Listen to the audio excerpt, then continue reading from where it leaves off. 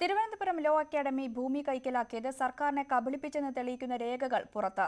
1968-ൽ സർക്കാർ നിയന്ത്രണത്തിലുള്ള college ആരംഭിക്കുന്നതിനാണ് academic 11.49 acre ഭൂമി നൽകിയതെന്നാണ് നിയമസഭാ രേഖ വ്യക്തമാക്കുന്നു.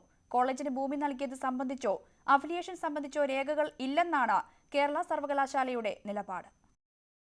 1968-ൽ ലോ അക്കാദമിക്ക് രണ്ടാം EMS സർക്കാർ ഭൂമി അനുവദിച്ചപ്പോൾ തന്നെ വിവാദങ്ങളും ഉടലെടുത്തു.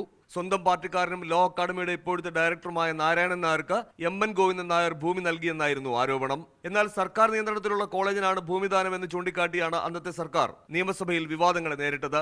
ഗവർണർ, മുഖ്യ രക്ഷാധികാരി, മുഖ്യമന്ത്രി രക്ഷാധികാരി, റവന്യൂ വിദ്യാഭ്യാസ മന്ത്രിമാർ, 3 ഹൈക്കോടതി ജഡ്ജിമാർ, പ്രമുഖ അഭിഭാഷകർ എന്നിവരടങ്ങിയ സമിതിക്ക് അക്കാദമി നടത്താനാണ് ഭൂമി നൽകിയതെന്നായിരുന്നു അന്നത്തെ കൃഷിമന്ത്രി MN ഗോവിന്ദൻ നായരുടെ മറുപടി. 11.49 ഏക്കർ ഭൂമിയാണ് കോളേജിന് കൈമാറിയതെന്നും ഗോവിന്ദൻ നായർ നിയമസഭയിൽ മറുപടി നൽകി. മറുപടി സംബന്ധിച്ച നിയമസഭാ രേഖ ഇങ്ങനെ: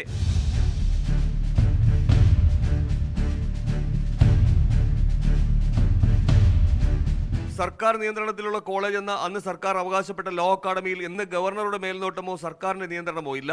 ഇതൊരു സ്വകാര്യ സ്ഥാപനമാണെന്ന് കേരള സർവകലാശാല തന്നെ വ്യക്തമാക്കുന്നു. അതേസമയം സർക്കാരിനെ തെറ്റിദ്ധരിപ്പിച്ചാണ് 11.49 ഏക്കർ സർക്കാർ ഭൂമി തലസ്ഥാന നഗരഹൃദയത്തിൽ ലോ അക്കാദമി സ്വന്തമാക്കിയത്.